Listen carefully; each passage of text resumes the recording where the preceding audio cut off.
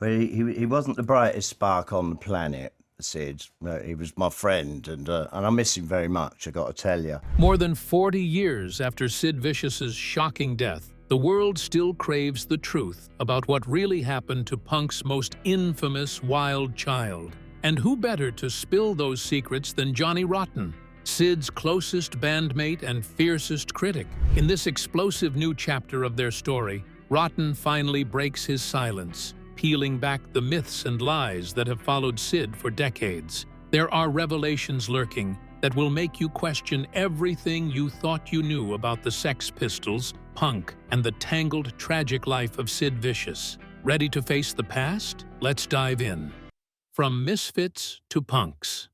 Before Sid Vicious and John Lydon became the faces of the Sex Pistols, they were just two working-class kids drawn toward a new cultural undercurrent that rejected mainstream rock's polish and pretension. Growing up in London's economically depressed 1970s, they gravitated to a world defined by alienation and unrest. London was alive with anger and innovation, and nowhere was that more obvious than at punk hubs like Seek's, Malcolm McLaren, and Vivienne Westwood's boutique on the King's Road. This shop became a meeting point for the disenchanted, who were hungry for a sound and style that reflected their harsh realities. John Lydon, then still unknown as Johnny Rotten, was famously discovered by McLaren at Sex, where his sneer and confrontational energy fit perfectly with the manager's vision of provocation. Sid, initially a peripheral figure at these gatherings, found himself pulled into this ferment, absorbing the rebelliousness around him. The clothes at Sex weren't merely fashion, they were visual statements, pushing people like Sid and John into a new, unpredictable scene that prioritized attitude over skill and spectacle over convention. Amidst their increasing immersion into this circle, their relationships with individuals like McLaren and the Pistols were shaped long before they picked up instruments. It was never their technical ability that drew attention, only their presence. Sid rarely stood out as a great musician, but rather lived the punk image like other industrious people in a fashion that seemed to come naturally to him. Lydon's acid tongue and Sid's intensity completed a band of misfits who took peculiarity as a way to tear down the tired myths of mainstream rock. Most of all, those formative years were a quest for authenticity and a glaring rejection of the mainstream. Every ripped t-shirt, every club gig, every scene from the shop was just a loud middle finger to what had come before. That ethos molded Sid and Lydon long before fame, addiction, and notoriety took their toll in laying down the groundwork for a movement that would forever change music and youth culture. But as their star began to rise, one face in the crowd was poised to take that punk spirit further and darker than anyone could have imagined. The myth of Sid Vicious. Before becoming Sid Vicious, John Simon Ritchie was far from the reckless punk icon most people remember. Born in South London in 1957 to a single mother who struggled with addiction and instability, he grew up moving constantly and feeling like an outsider. As a teenager, he was a quiet, almost bashful kid who was captivated by the emerging punk scene. Sid could often be seen lingering outside Sex, Malcolm McLaren's notorious shop, hoping to catch a glimpse of the rebellion and authenticity that would soon draw him into its orbit. Once Sid adopted the Vicious moniker, a joking nod to John Lydon's pet hamster, he began consciously shaping himself into the Sex Pistols' most unpredictable persona. Sid wasn't chosen for his musical talent. He was hired as a symbol of punk's dangerous new energy. On stage, he became something louder, bloodier, and wilder than anyone had seen before. Even his physicality changed, going from a shy kid into someone who cut himself on stage and dove into a dangerous cycle of addiction and chaos. It was a carefully constructed image, and one that would come at a steep personal cost. And it was that myth of his own making that held him in the grip of dependency upon hard substance with increasingly deeper intensity. Sid, with Nancy Spungen urging him on, allowed himself to be swept away in a decadence-oriented lifestyle rife with elements of self-destruction. often appearing more concerned with his role as punk anti-hero than with making good music. He became the embodiment of the rebellion so craved by his fans, and though the distinction between his performative self and himself was blurred, Sid was eventually trapped in this character, one that was spinning faster and faster out of control. Sid maims, and by the end of it, gets a legend in his name. The myths grew after the mysterious death of Nancy at the Chelsea Hotel, making Sid the Who, barely 3 months later, who went into overdose. Was Sid a true punk icon or a victim of his own image? The discussions among fans and critics over such a thought never cease. However, the story of a boy who grew from an unheard introvert into the most notorious punk of his time remains one of rock history's cautionary tales about the price of upholding a myth. The Master Manipulator. Malcolm McLaren was more than just the Sex Pistols' manager. He was a master manipulator who viewed his band as a spectacle to provoke and outrage. From the very beginning, McLaren was less interested in making polished music and more interested in creating chaos and controversy. Sid Vicious, with his raw energy and volatile personality, was the perfect pawn in this strategy. McLaren saw Sid as someone who embodied the reckless spirit of punk, someone who could sell the image of the Pistols as dangerous and unpredictable, even if it meant pushing him past his limits. McLaren was fully aware of Sid's inexperience and addiction, but instead of shielding him, he threw Sid into the deep end. When the original bassist, Glenn Matlock, left, McLaren chose Sid for the role despite his lack of musical skill. Sid was more of a mascot than a musician, an image to bolster the band's notoriety. McLaren encouraged the chaos around him, knowing that headlines about Sid's self-destructive behavior and violent outbursts would keep the Pistols in the public eye. The results were profitable, but they took a heavy personal toll on Sid himself. The band's notorious U.S. tour and its chaotic aftermath reflect such an indifference. Even as Sid plunged into constant hard substance addiction and dependent to even greater degree on his girlfriend Nancy Spungen, McLaren saw him as the easiest means of harnessing the band for its rebellious ends. When Sid was arrested for Nancy's slaying, McLaren was absent, instead concerned with his own legal troubles and media ventures. During Sid's gradual decline, there was little concern for Sid's welfare coming from McLaren. His outlook was that Sid was merely part of a brand, the Sex Pistols, rather than a fragile human being needing assistance. By the end, even Johnny Rotten would harbor resentment toward McLaren, who had long known Sid as a shy kid before he became vicious. It was the media circus that McLaren had orchestrated, yet it served to marginalize Sid, shooting him into pieces and imprisoning him in the image that destroyed him. McLaren's negligent management produced one of punk's most memorable legacies, but at a tragic price. The one paid by Sid Vicious with his life. Toxic relationship with Nancy Spungen. Sid Vicious's relationship with Nancy Spungen began in London at the height of punk and quickly became one of the most volatile and intense partnerships in the scene.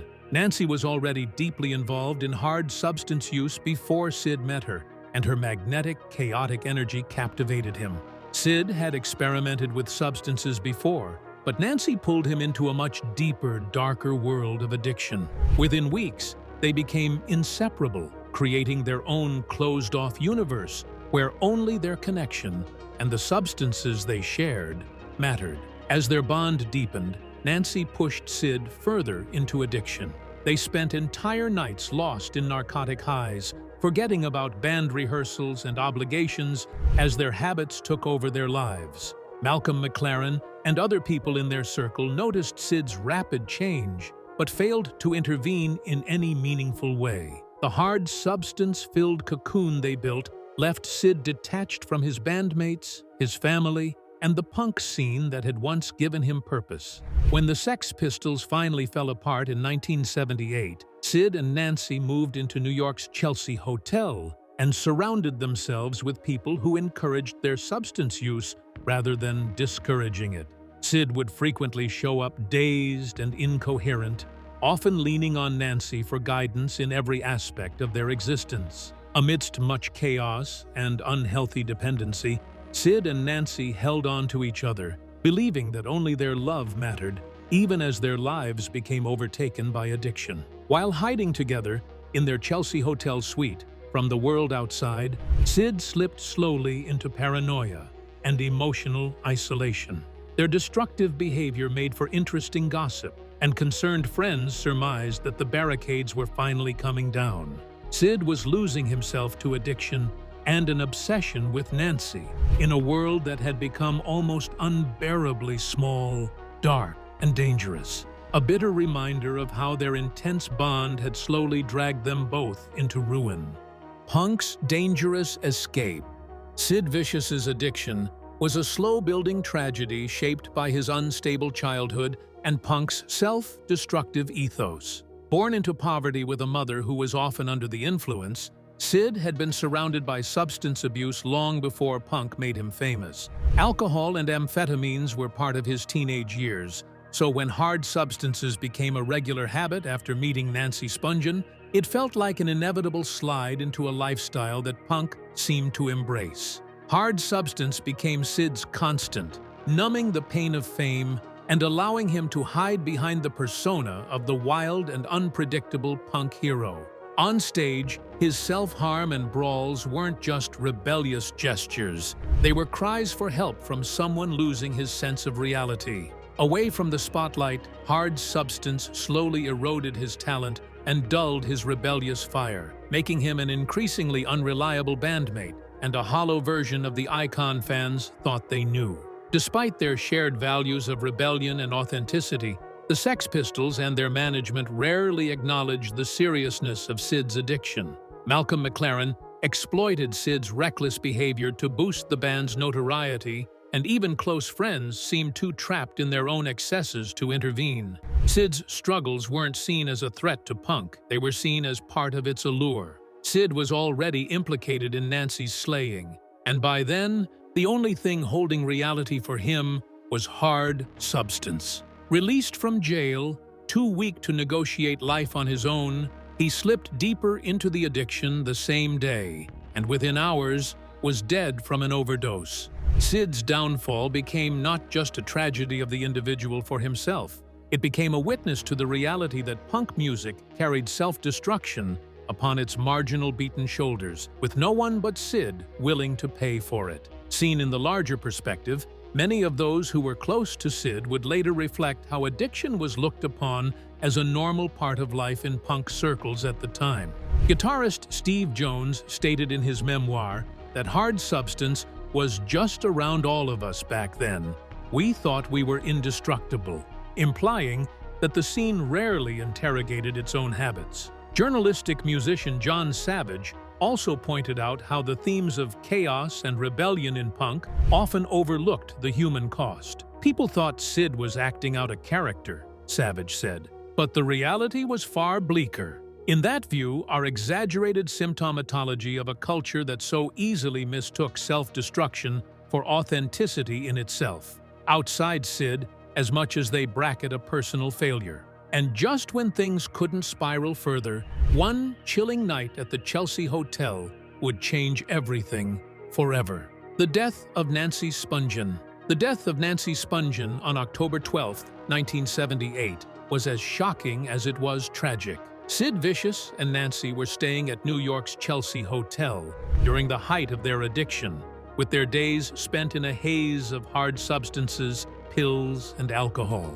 On that fateful morning, Sid woke to find Nancy dead in the bathroom, stabbed and bleeding out. Sid was too strung out to remember what happened, telling police that he had been unconscious most of the night. This one horrific moment would forever overshadow his career and his life, and left the public wondering whether Sid himself was the slayer. In the hours that followed, Sid was taken into custody and charged with Nancy's slaying. Though his lawyers were convinced they could fight the case, suggesting Nancy might have been slain by a substance dealer looking to rob the couple, Sid's own account was too clouded by substances to make sense of. Even years later, those close to him maintained that Sid genuinely couldn't remember the incident. Some speculated that another party at the hotel had come into the room that night to steal from them, and that Sid had passed out, completely unaware of the violence unfolding right beside him. The court of public opinion showed no mercy. No real evidence and all sorts of contradictions in Sid's story made him almost a target for blame. Punk fans were in mourning. Sid was viewed as a junkie whose substance abuse had finally taken him over the edge. But his intimate friends would rather depict a troubled, scared boy than a raging one. Sid was enthralled in the fog of addiction and despair with no grounding in reality as to his loss or his legal troubles. And the tabloids hardly ever stopped to talk about what he was really going through. By the time Sid came out on bail, he was in a psychological nightmare, grieving Nancy and preparing for her trial. Less than 4 months after the slaying of Nancy, Sid was to die from a hard substance overdose, sealing any possibility of finding out the entire truth about what happened that night. The reality about Nancy's slaying remains hidden in a haze of myth and ambiguity. The world would never know whether Sid was genuinely guilty, whether he was an antagonist in his own right, capable of such violence, or a tragic bystander to someone else's crime. Sid Vicious's final days and death. Sid Vicious's final 24 hours began with a fleeting taste of freedom after being released on bail on February 1, 1979. Sid was still facing serious charges for the slaying of his girlfriend, Nancy Spungen, at the Chelsea Hotel months earlier, a night that remained a blur in his hard substance-hazed memory. Despite spending 55 days in Rikers Island, going cold turkey, and sobering up, Sid emerged fragile and disoriented. His mother, Ann Beverly, met him at the courthouse and promised to help him celebrate his first day of freedom with a party at a friend's apartment in Greenwich Village. That evening was meant to be a gathering of friends and a brief respite from the legal nightmare. But Sid was fixated on getting high again. Ann, an addict herself, supplied him with hard substances despite knowing the risks. Later that night, Sid overdosed once. Friends revived him, and the party quieted, shaken by the near-fatal scare. But Sid wasn't done. Within hours, he begged for another hit, and Ann, fearing his mood swings and seeming withdrawal, relented once again, injecting him with a dose that would prove fatal. By the morning of February 2nd, Sid Vicious was dead, discovered lying cold in bed next to a sleeping partner. Police and reporters would eventually surround the apartment, but by then the damage was done. Sid, who had been on the cusp of standing trial for Nancy's slaying and publicly tormented by what he could not remember, would never face a jury. He died under a thick blanket of intense gossip, whether it was a tragic accident, ending his own life, or mercy slaying, especially since Ann herself later confessed that she had given him the last blow, fully aware that it could bring about his death, dying at merely 21.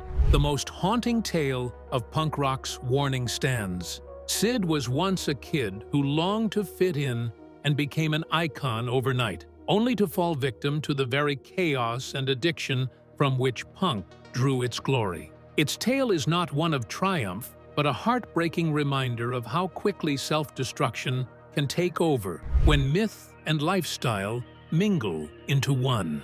Sid's tragic demise sealed him in legendarism in the most heartbreaking and cautionary sense of the term. While Sid's life had unwound in the most heartbreaking way imaginable, his erstwhile bandmate was fighting a different kind of struggle, one that would actually play out in public long after the chaos had settled. Johnny Rotten had observed the Sex Pistols implode and had seen very closely the price of being famous and rebellious. But now, more than ever, he was determined to fight for the ideals that punk held before it was sold off as something to be a spectacle. Johnny Rotten's fight for realness. John Lydon, who rose to fame as Johnny Rotten, has never wavered in his commitment to authenticity. Even after the Sex Pistols fell apart, he remained fiercely protective of the punk ethos he had helped establish. Lydon wasn't interested in polish, perfection, or spectacle.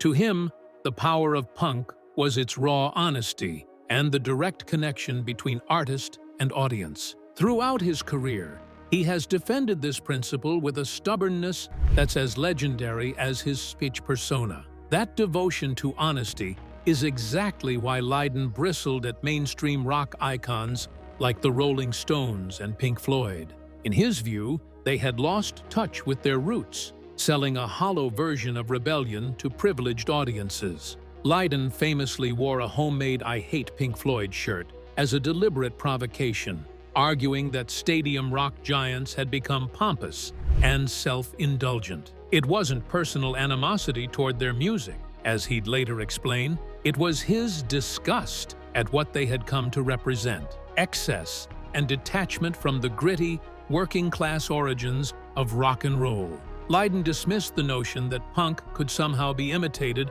or turned into a money-making venture. He had called out Joe Strummer for what he perceived as posturing when Strummer attempted to embrace a working-class persona despite his public school background. Lydon has also reacted bitterly against all former Sex Pistols members for reconvening without him, as well as against their efforts to license the band's image for unauthorized TV dramatizations like Pistol, viewing such initiatives as betrayals of the spirit of the movement. To him, authenticity can't be imitated or bought truthfully by anyone who hasn't experienced hardship. Lydon's view of modern music has not strayed from that philosophy. Whether ridiculing Green Day for lack of originality or spewing his hatred for autotune and backing tracks, Lydon has remained steadfast. In every interview, he has maintained that genuine rebellion is not about aestheticism or the use of technology for pristine sound. It's characterized instead by sheer energy, emotional honesty, and a willingness to look stupid. For Lydon, that's authenticity, the divide between a true artist and a performer, and he has never hesitated to put on blast those who choose deception over sincerity. Lydon is one of the most outspoken critics of organic culture today, and many of his contemporaries have poured forth his sentiments about authenticity. He once stated, while still with Black Flag, that Johnny Rotten was the one person who scared everybody because he didn't just wear rebellion, he lived it. More than 2 decades later, post-Sid Vicious, the revolutionary stance of Lydon, the painstaking commitment to telling uncomfortable truths, still lives on in punk and post-punk circles. Lydon never cared if he was liked. He cared that people listened, music journalist John Savage wrote, in an effort to emphasize that this unapologetic attitude sprang from a conviction that punk had to remain dangerous and imperfect in order to matter. In this light, Lydon's struggle for realness is not just personal, but has the foundation of being a class struggle of punk, ever more entangled with its unsparing scriptural legacy. Feud with former bandmates. John Lydon's relationship with his former Sex Pistols bandmates has been marked by bitterness and legal disputes for decades. Although they all created one of punk's most incendiary and short-lived legacies, Lydon, who became famous as Johnny Rotten, has often felt his contributions overlooked or commodified. That tension erupted into the public spotlight again with the release of Danny Boyle's 2022 Disney Plus series Pistol, based on guitarist Steve Jones's memoir. Lydon was outspoken in his anger that the show was produced without his meaningful input and accused his former bandmates of cashing in on the Sex Pistols' story behind his back. For Lydon, the issue went far deeper than money. Throughout his career, he has prided himself on authenticity and controlling his image. In interviews around the time of Pistol's production, he accused Jones and drummer Paul Cook of rewriting the Sex Pistols' history without him and reducing the band's rebellious spirit to a slick television product. Lydon took them to court, arguing that any use of the band's music required unanimous consent. However, the court ruled against him, upholding a decades-old agreement allowing a majority vote. Lydon came away feeling disrespected, saying they had betrayed the punk ideals they once stood for. The legal defeat made Lydon resurface all those old grievances. He then came back and spoke openly about how alone and exploited he felt in the months that followed. In that series of very underhanded interviews, He went at it again with some disgust towards his ex-bandmates for what he considered to be greedy, opportunistic behavior, even going so far as to call them nasty and selfish, said Lydon. For Lydon, Pistol is not merely a TV show, it's a betrayal of him on a personal level, an attempt to rewrite his life and his music in a way he's no longer comfortable with. While he had been one of the linchpins of the band, he was still sidelined on the whole part. However, even outside the parameters of such rancorous verbal duels, Lydon's anger stems from a deeper sense of pride in what they all created together as Sex Pistols. To be honest, throughout all the legal wranglings and interviews, he always maintained that it exceeded music. It wasn't just a pastime, but would serve as a challenge against authority and mainstream culture. Seeing that legacy exploited without his voice, especially by those who used to stand alongside him, leaves him lonely and intolerant. It's more than business for Lydon.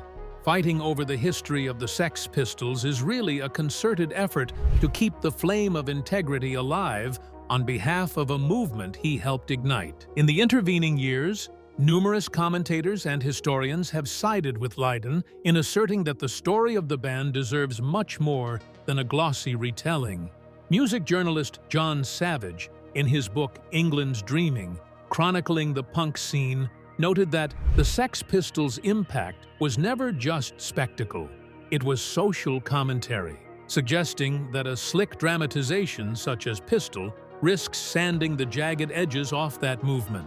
Nancy Spungen mother, Deborah, the former girlfriend of Sid Vicious, added in a 2023 interview that she feared media adaptations have often turned the band into cartoon characters, thereby erasing the very authenticity Lydon was trying to preserve. These outside voices echo Lydon's deeper concern that to tell the Pistols' story with less emphasis on its original rawness distorts the legacy and ignores the tenuous, sometimes even tragic, human realities like Sid's downfall that underpinned the band's very brief and very furious existence.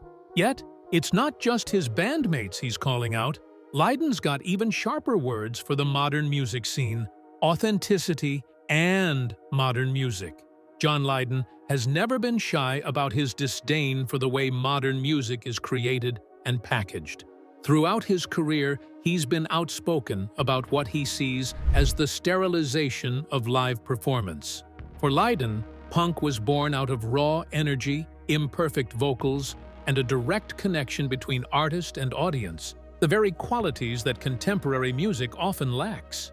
In interviews, he's expressed outright contempt for tools like auto-tune and pre-recorded backing tracks, which he believes rob music of its soul and deceive listeners into hearing a polished, artificial version of a song. Lydon's critique isn't simply about preferring the past for nostalgia's sake. It's about authenticity, something he holds as sacred.